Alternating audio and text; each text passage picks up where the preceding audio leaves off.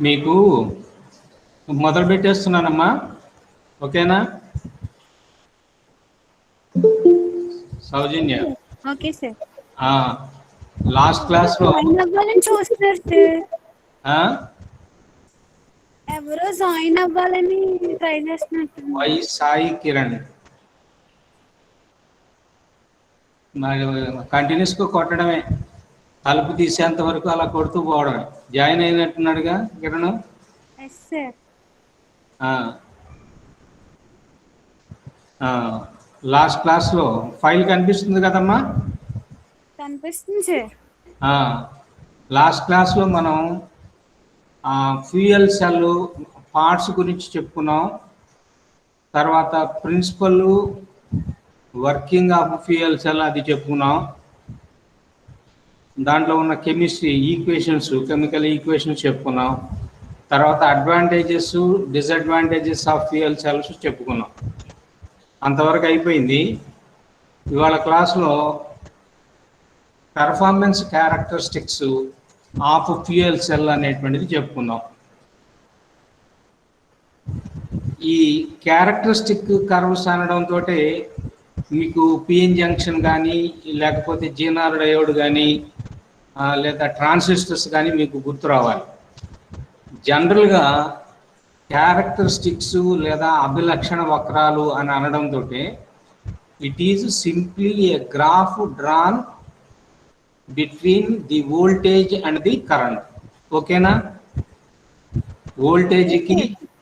వోల్టేజీకి కరెంట్కి గీచినటువంటి గ్రాఫ్ను మాత్రమే మనము క్యారెక్టరిస్టిక్ కర్వ్ అని కానీ లేదా క్యారెక్టరిస్టిక్స్ అని కానీ అంటారు. దీన్ని కరెంటు వోల్టేజ్ క్యారెక్టరిస్టిక్స్ అని కానీ, వోల్ట్ యాంపియర్ క్యారెక్టరిస్టిక్స్ అని కూడా అంటారు.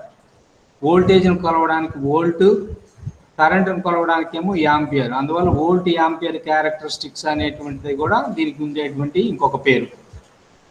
ఇక్కడ మీరు కర్వ్ చూడండి, ఎక్స్ అక్షం మీద కరెంట్ ఆర్ కరెంట్ డెన్సిటీ. కరెంట్కి కరెంట్ డెన్సిటీకి తేడా ఏమైనా తెలుసా మీకు?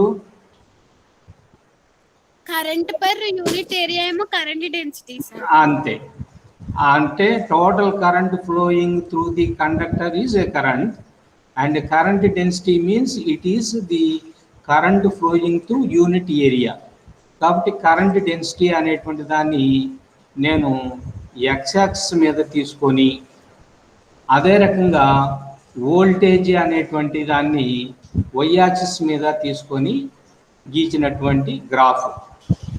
ఇక్కడ గ్రాఫ్ గీస్తే ఇక్కడ చూడండి, వై యాక్సిస్ మీద ఎఫిషియన్సీ అనే పదం కూడా ఉపయోగించాడు, వోల్టేజ్ ఎఫిషియన్సీ అని.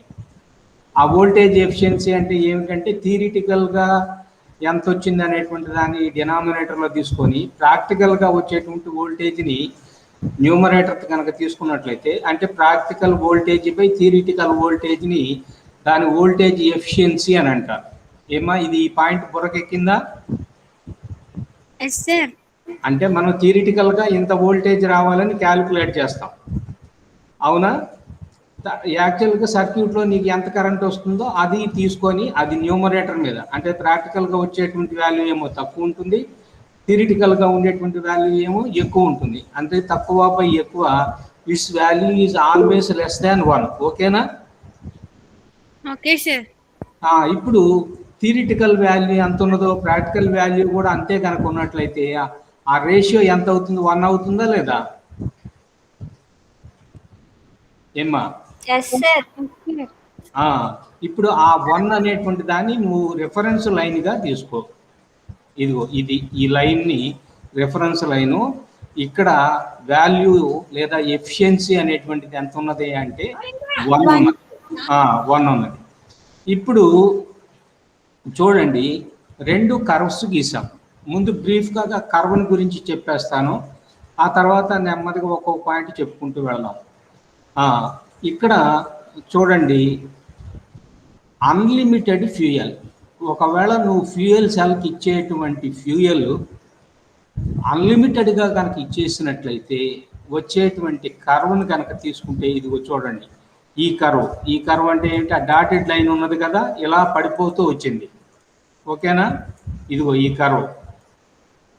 ఇది అన్లిమిటెడ్ ఫ్యూయల్ కనుక మనం ఫ్యూయల్ సెల్కి కనుక అప్లై చేసినట్లయితే current density decreases, sorry, the voltage value or voltage efficiency value decrease with increase of current density. అవునా కదా? Yes sir. కాబట్టి కరెంటు వాల్యూ కనుక పెరుగుతూ ఉన్నట్లయితే అప్పుడు వోల్టేజ్ అనేటువంటిది కానీ లేదా వోల్టేజ్ ఎఫిషియన్సీ అనేటువంటిది గ్రాడ్యువల్గా లీనియర్గా పైగా తగ్గుతూ వస్తూ వచ్చింది. ఇది తర్వాత నెక్స్ట్ ఇదిగో ఇంకో కర్వ్ ఉన్నది, ఈ కర్వ్. ఇది సాలిడ్ లైన్ కనపడుతుంది కదా? ఎస్ సార్, కనిపిస్తుంది సార్. ఇప్పుడు ఈ ఈ కర్వ్ తీసుకుంటే ఎలా ఉంది? ఇక్కడ మనం ఇచ్చేటువంటి ఫ్యూయల్ లిమిటెడ్ ఫ్యూయల్, అంటే ఎంత పడితే అంత ఇవ్వకుండా అవసరాన్ని బట్టి మాత్రమే ఇస్తున్నాం. అవునా? ఇక్కడికి వచ్చేసేటప్పటికి కొంతవరకు లీనియర్గా ఉన్నది, ఆ తర్వాత మళ్ళీ ఏమైపోయింది, ఈ వాల్యూ పడిపోయింది. తర్వాత ఇక్కడ ఒక చిన్న పాయింట్ ఉన్నది, రేటెడ్ ఆపరేటింగ్ పాయింట్. ఇక్కడ కనపడుతుంది కదమ్మా? కనిపిస్తుంది సార్. మీరు ఒక చిన్న విషయం గుర్తుపెట్టుకోండి. పవర్ అనేటువంటి దానికి ఫార్ములా ఏమిటి చెప్పండి? ఏమ్మా పవర్ అనేటువంటి ఏమ్మా? Work per unit time, work done per unit time. ఒప్పుకుంటా. మరి ఎలక్ట్రిసిటీలో వర్క్ డన్కి ఏమిటి సమానం అవుతుంది? ఈక్వేషన్ అని చెప్పగలుగుతారా? ఎలక్ట్రిసిటీలో వర్క్కి ఈక్వేషన్ ఏంటి చెప్పగలుగుతారా? వర్క్ అన్నా ఎనర్జీ అన్నా ఒకటే, ఓకేనా? వర్క్కి ఎనర్జీకి రెండింటికి కూడా జౌల్ అనేటువంటిదే యూనిట్. ఇప్పుడు ఎనర్జీకి ఎలక్ట్రిసిటీలో ఫార్ములా చెప్పగలుగుతారా? మీకు ఆల్రెడీ చెప్పాను, ఆ కండెన్సర్లు అవి చెప్పేటప్పుడు చెప్పాను. విఐటి లేదా V voltage into current into time. కాబట్టి ఇది వర్క్ బై టైం వేసుకుంటే ఏమొస్తుంది? విఐటి బై టి ఏమొస్తుంది? వి ఇంటూ ఐ. ఓకేనా? బుర్రకెక్కుతుందా? మళ్ళీ చెప్పండి సార్. ఎనర్జీ కానీ వర్క్ కానీ రెండింటికి ఒకటే ఫార్ములా, ఓకేనా? ఆ వర్క్ ఎనర్జీ కానీ ఏంటి formula? VIT, voltage into current into time. ఓకేనా? Okay sir. ఇప్పుడు ఎనర్జీ బై టైం తీసుకుంటే పవర్. ఓకేనా? Okay sir. ఇప్పుడు చెప్పు, విఐటి బై టి అవుతుందా? Yes sir. టీటీ క్యాన్సిల్ అవుతాయా? అవుతాయి సార్. ఇంకేం మిగులుతాయి? VI sir. విఐ. కాబట్టి ఎలక్ట్రిసిటీలో పవర్కి ఫార్ములా ఏమిటంటే వి ఇంటూ ఐ. ఓకేనా? Okay sir. ఇక్కడ మీరు డిఫరెంట్ వాల్యూస్ వీలుగా తీసుకొని ఇది ఒక వి తీసుకున్నాం అనుకోమ్మా, దీనికి కరస్పాండింగ్ అయ్యే ఇదేనా అవుతుంది కాదా? ఓకేనా? ఇప్పుడు నేను హైలైట్ చేసింది హారిజాంటల్ లైన్, వర్టికల్ లైన్ చూడండి, కనపడుతుందా? కనిపిస్తుంది సార్. ఆ వోల్టేజ్కి ఈ కరెంట్ చేత మల్టిప్లై చేస్తే అక్కడ పవర్. అలానే ఇంకొకటి తీసుకుంటాను, ఈ వోల్టేజ్కి తీసుకుంటే, అవునా, ఇదిగో ఈ కరెంట్ కనుక తీసుకున్నట్లయితే ఇక్కడ పవర్. అట్లా మల్టిప్లై చేసుకుంటూ వస్తే ఏ పాయింట్ దగ్గర తీసుకున్నటువంటి వోల్టేజీ కరెంటు రెండింటిని మల్టిప్లై చేస్తే అది మ్యాక్సిమం పవర్ని ఇస్తుందో అది రేటెడ్ ఆపరేటింగ్ పాయింట్ అంటారు. ఓకేనా? Okay sir. అంటే ఇదిగో చూడండి, ఈ హారిజాంటల్ గీచినటువంటి లైన్ దగ్గర ఉండేటువంటి వోల్టేజీ, ఈ వర్టికల్ లైన్ దగ్గర గీచినటువంటి కరెంటు, ఈ రెండింటిని మల్టిప్లై చేసినప్పుడు మనకు వచ్చేటువంటి పవర్ ఎలా ఉంటుంది? మ్యాక్సిమం ఉంటుంది. అంటే అక్కడ కరెంటు మ్యాక్సిమం కాదు, వోల్టేజ్ మ్యాక్సిమం కాదు, కానీ పవర్ మాత్రం మ్యాక్సిమం అయింది. మ్యాక్సిమం. అది గుర్తుపెట్టుకోవాలి.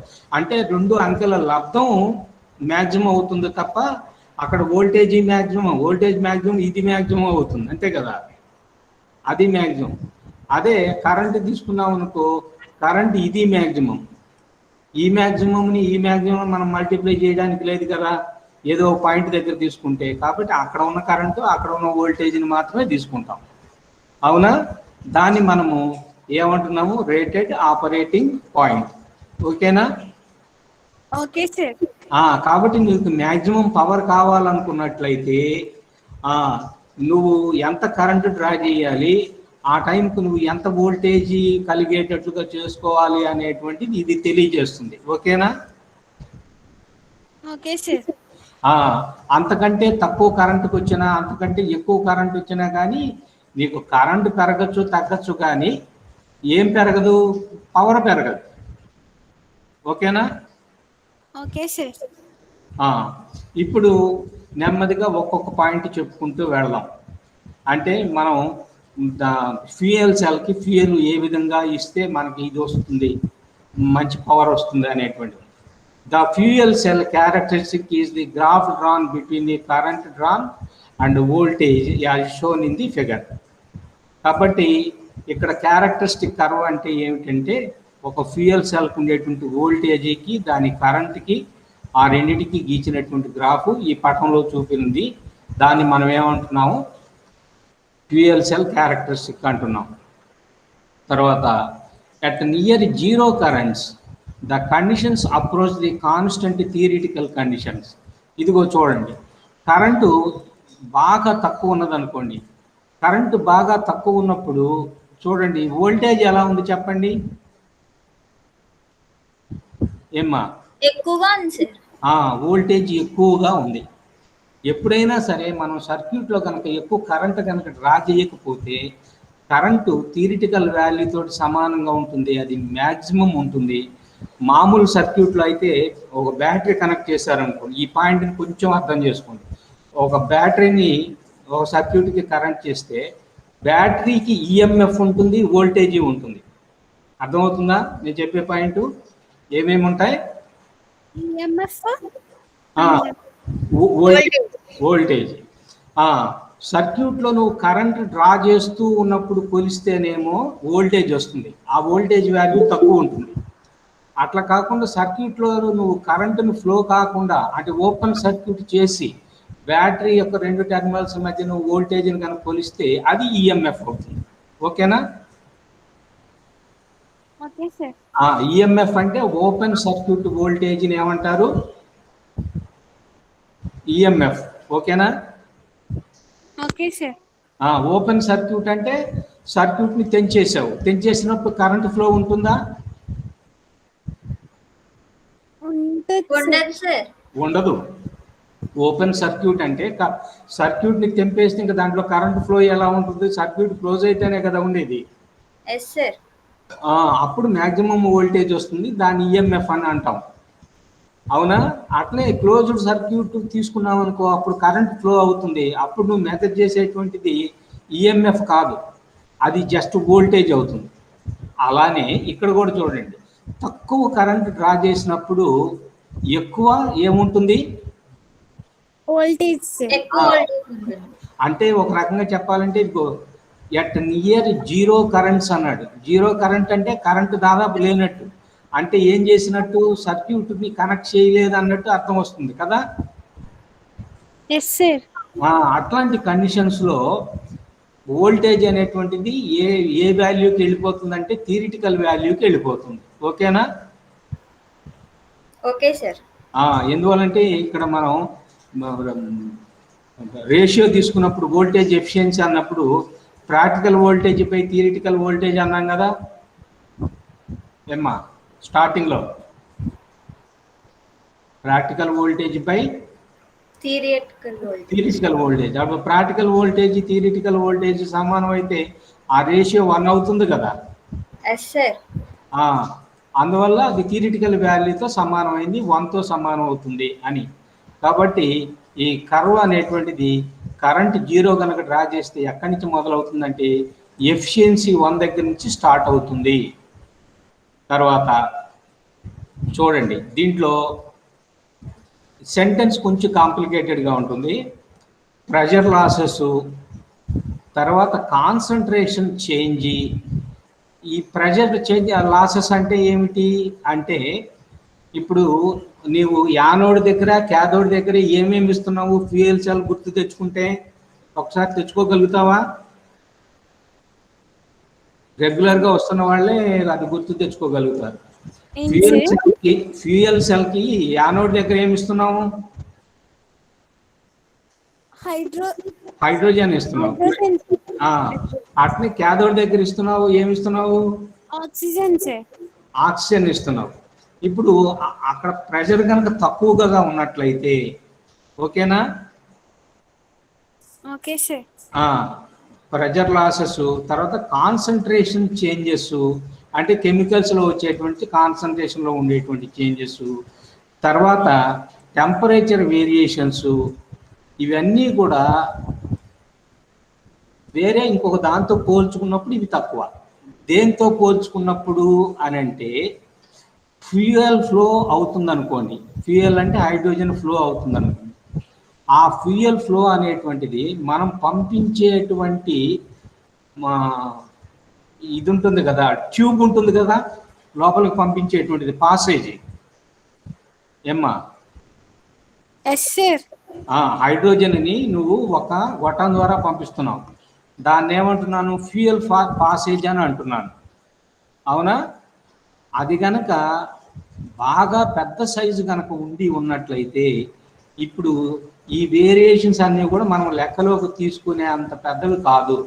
ప్రెషర్లో ఉండేటువంటి లాసెస్ కానీ, కాన్సన్ట్రేషన్లో ఉండేటువంటి చేంజెస్ కానీ, టెంపరేచర్ వేరియేషన్స్ అన్నీ కూడా, ఇవన్నీ కూడా దేంతో కంపేర్ చేసినప్పుడు పాసేజ్, ఫ్యూయల్ పాసేజ్ కనుక పెద్దదిగా ఉన్నప్పుడు వాటితో పోల్చినప్పుడు ఈ చేంజెస్ చాలా తక్కువ. ఓకేనా? తర్వాత the voltage efficiency remains high at లో కరెంట్స్, పైన చెప్పిన పాయింటే. ఆ కారణం వల్ల మాత్రమే వోల్టేజ్ ఎఫిషియన్సీ అనేటువంటిది లో కరెంట్స్ దగ్గర ఎక్కువ ఉంటుందని చెప్తాడు. తర్వాత for a finite fuel flow rate, fuel utilisation or current efficiency will be low. ఇదిగో ఫైనట్కి అంటే, ఫైనట్ అంటే లిమిటెడ్ అని కదా. ఇక్కడ చూడండి మీరు, ఇది దేనికి ఇది చెప్పండి? ఈ కర్వ్ ఇప్పుడే చూపించాను కదా, అన్లిమిటెడ్ ఫ్యూయల్. అన్లిమిటెడ్ ఫ్యూయల్ కి. ఇప్పుడు ఈ కర్వ్ దేనికి? Limited fuel. ఫైనట్ అంటే లిమిటెడ్ అనే కదా. కాబట్టి ఫర్ ఫైనట్ ఫ్యూయల్ ఫ్లో, కాబట్టి ఫ్యూయల్ ఫ్లో కనుక ఫైనట్గా కనుక ఉన్నట్లయితే, అంటే లిమిటెడ్గా కనుక ఉన్నట్లయితే, కరెంట్ ఎఫిషియన్సీ అనేటువంటిది ఏమో ఎట్లా ఉంటుందంటే తగ్గిపోతుంది. అన్లిమిటెడ్గా ఉన్నప్పుడు ఎక్కువ ఉన్నది, లిమిటెడ్గా ఉన్నప్పుడు చూడండి ఇక్కడ ఇంకా బాగా పడిపోయింది అనమాట. ఓకేనా? Okay sir. ఇక నెక్స్ట్ ఏమిటంటే, as current increases the voltage reduces due to the internal resistance. Internal resistance వల్ల, అంటే ఒక ఫ్యూయల్ సెల్ని తీసుకున్నాం అనుకో, ఫ్యూయల్ సెల్ కనుక తీసుకున్నట్లయితే ఆ fuel సెల్కి internal resistance ఉన్నదనుకోండి,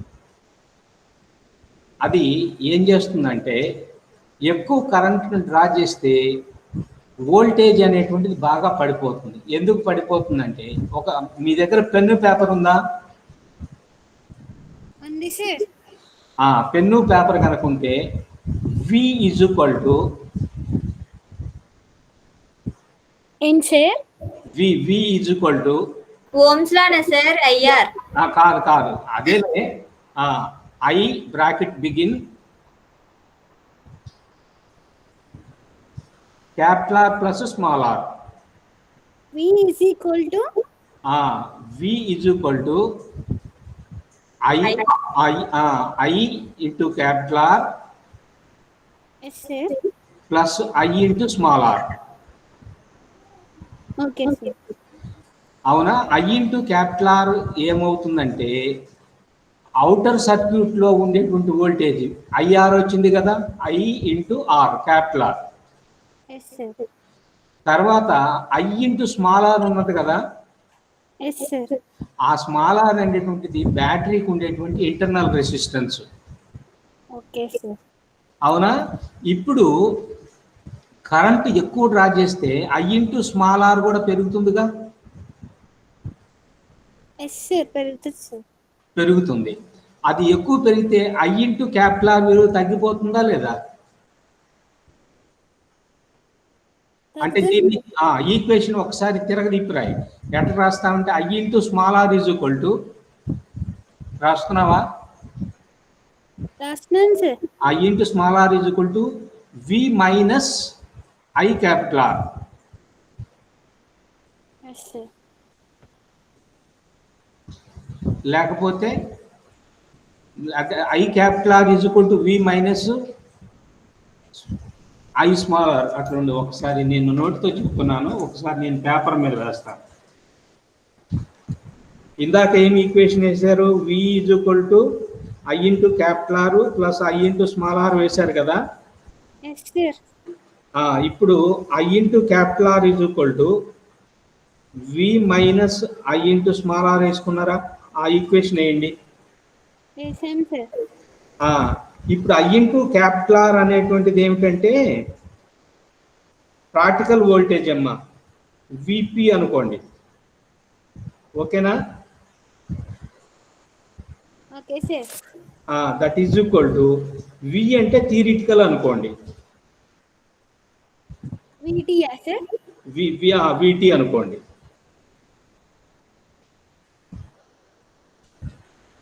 I into small ఆర్ని అట్నే ఉంచుకోండి. ఇప్పుడు ఈక్వేషన్ చెప్పండి నాకు. VP is equal to VP minus IR sir. IR.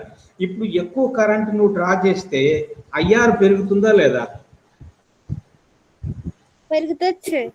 IR కనుక పెరుగుతున్నట్లయితే విపి వాల్యూ ఏమవుతుంది?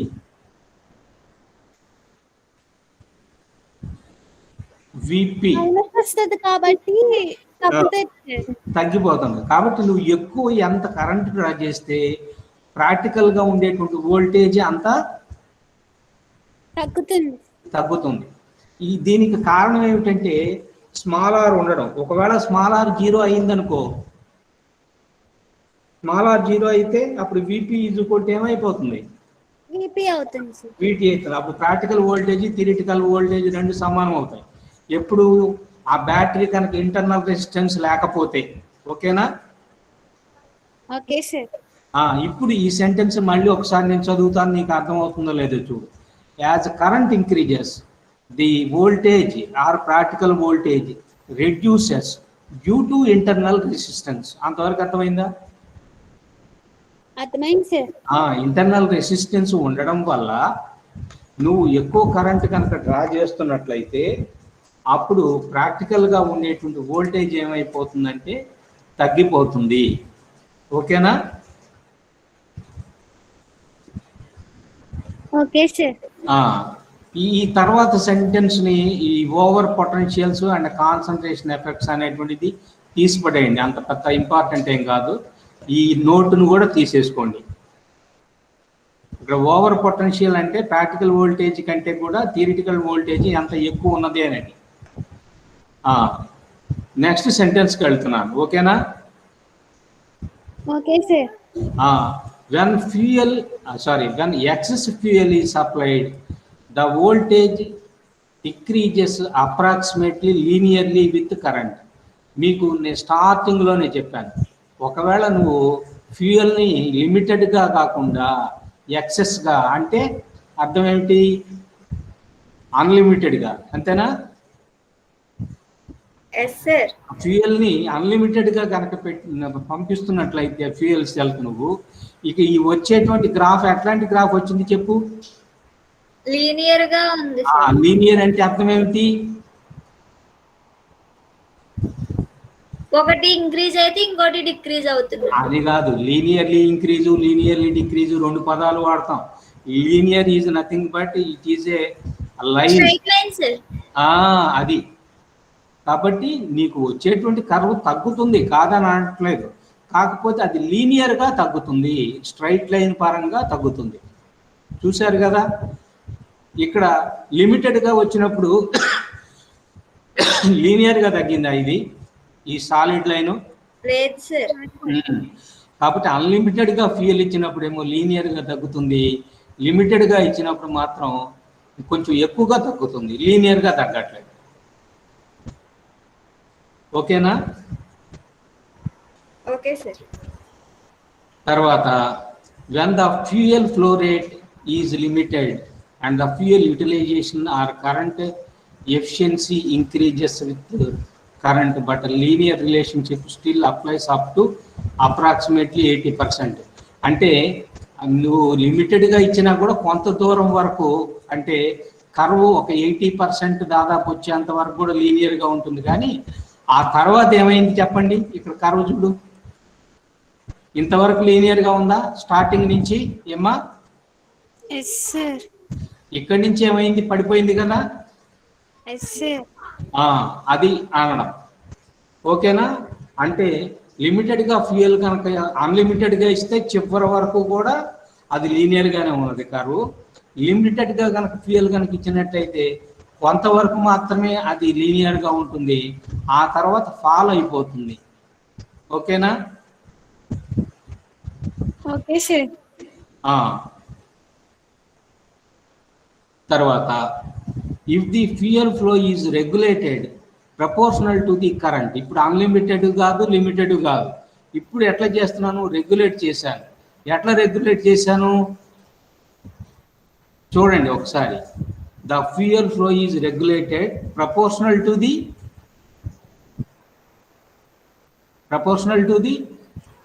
Current sir. Proportional to the current.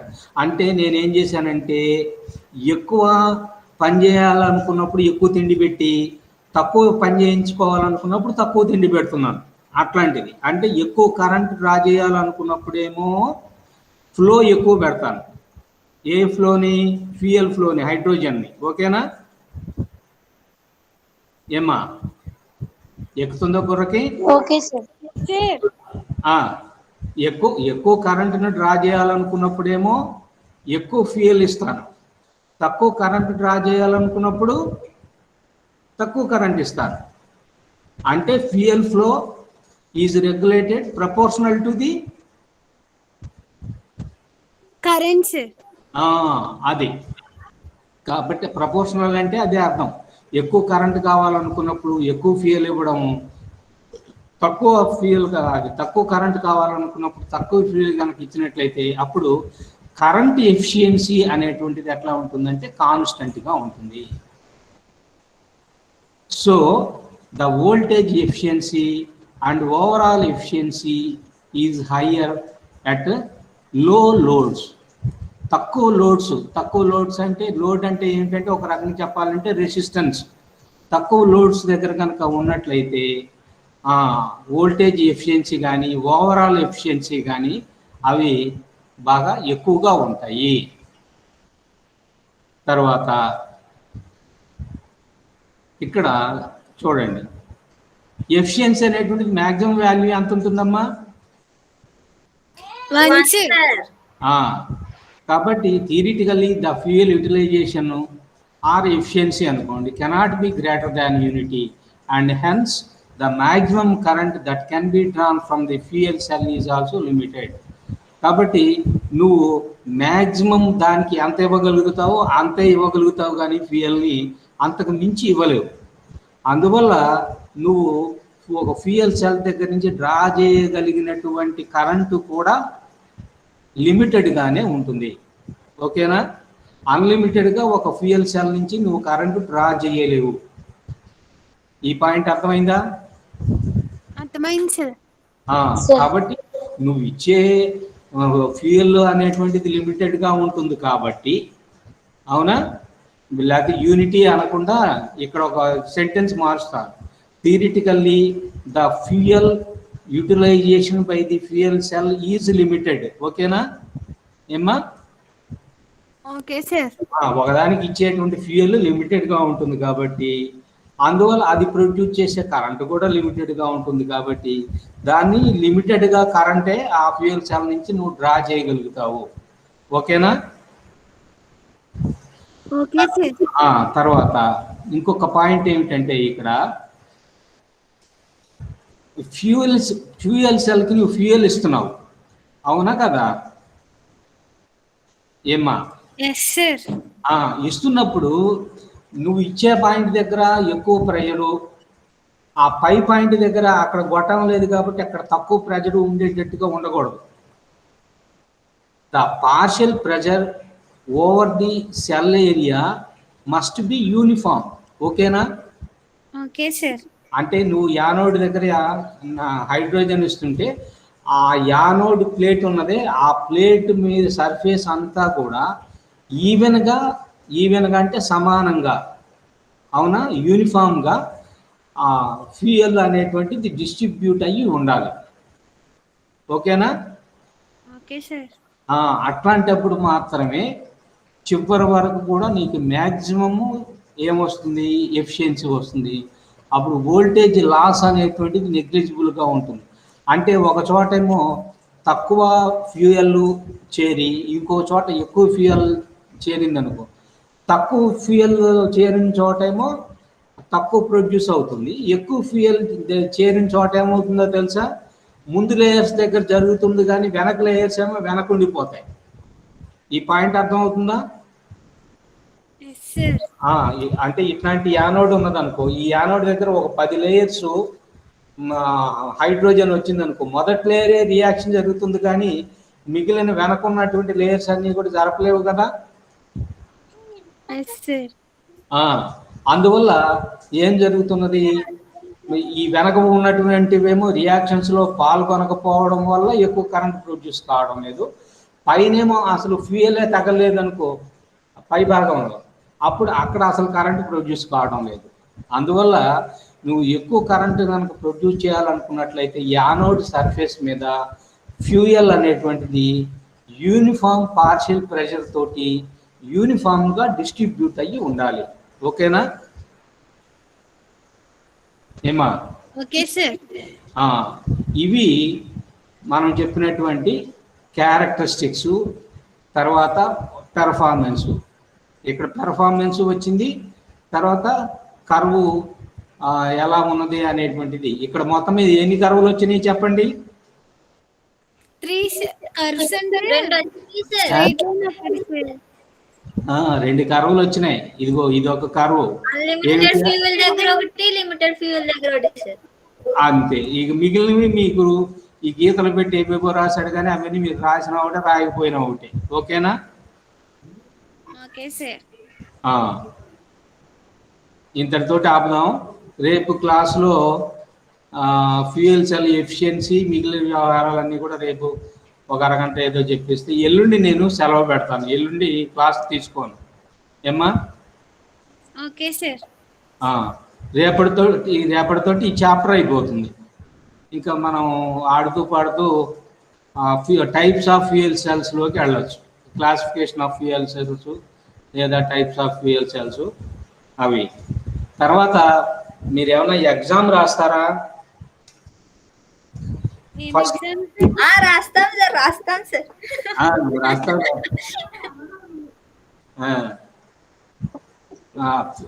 అంటే మనం సెమిస్టర్లో 2 ఎగ్జామ్స్ పెట్టుకుంటాం కదా, ఫస్ట్ ఇంటర్నల్, సెకండ్ ఇంటర్నల్. అట్లా ఒక ఇంటర్నల్ కాలేజీకి వచ్చి రాస్తారా? అంటే స్ప్రెడ్డింగ్ ఆఫ్ కోవిడ్ అందరం వ్యాక్సిన్ వేయించుకున్నాం కదా సార్, పర్లేదులే సార్. అలా కాదు, వ్యాక్సిన్ వేయించుకున్న వాళ్ళకి రాదని ఏమైనా చెప్పారా? అసలు వ్యాక్సిన్ నువ్వు ఎంతవరకు నువ్వు నమ్మగలుగుతున్నావు? 50% నమ్ముతున్నాను సార్. మిగిలిన 50 ఏంటి పరిస్థితి? మనం జాగ్రత్తలు తీసుకునే దానిలో ఉంటుంది సార్. మరి కాలేజీకి వస్తానంటున్నావే? ఎగ్జామ్స్ కి ఎలాగో దూరంగానే కూర్చోబెడతారు కదా సార్, నో ప్రాబ్లం అని వస్తామంటున్నాను సార్. అట్లా కాదుగా, అది నా ఒక్కడి మీద ఆధారపడదు. ఇప్పుడు గవర్నమెంట్ డెసిషన్లు తీసుకోవాలి, అంతే కదా. ఇప్పుడు పలానోడు క్లాసు పిల్లల్ని రప్పించేసి కూర్చోబెట్టి ఎగ్జామ్ రాశాడు, 10 మందికి వచ్చినాయి అని చెప్పి మరుసటి రోజు పేపర్లో రాస్తే నా బతుకు బస్ స్టాండే కదా. అయితే ఆన్లైన్ లోనే రాస్తామా సార్? ఆన్లైనే. అంటే నేను క్వశ్చన్ బ్యాంకుని మీకు ఇస్తాను, ఇక మీరు అవి చదివి చూడకుండా రాసి అవి ఏమైనా ఫోటోలు తీసి నాకు వాట్సాప్లో పెడితే నేను దిద్దుకుంటాను, ఓకేనా? Okay sir. పేపర్లు మీ దగ్గర ఉంచితే తర్వాత ఎప్పుడన్నా లైవ్ లో రాయమనండి సార్. రాస్తాం సార్, లైవ్ లో పర్లేదు సార్. ఎలాగో ఎగ్జామ్స్ నెక్స్ట్ మంత్ కదా సార్, చదివినట్టు ఉంటది. మిమ్మల్ని చదవమని ఏ చాప్టర్ రాస్తారో చెప్పండి. ఫస్ట్ చాప్టర్ రాస్తారా? మీ ఇష్టం సార్. ఓ పని చేస్తారా, 2 చాప్టర్లు కలిపెట్టనా? Okay sir. చాప్టర్లు ఫస్ట్ ఎనర్జీ స్టోరేజ్ ఒకటి, తర్వాత ఎలక్ట్రోకెమికల్ ఎనర్జీ స్టోరేజ్ సిస్టమ్స్, ఇవి 2 రాయండి, ఓకేనా? ఎన్ని 25 మార్కులకి పెట్టినా? 25 సార్. నెక్స్ట్ వీక్ లో పెట్టా. ఏమ్మా ఉండండి ఒకసారి, నేనేం చేస్తానంటే రికార్డింగ్ ఆపేసి మీతో మాట్లాడతాను, ఫ్రీగా మాట్లాడొచ్చు.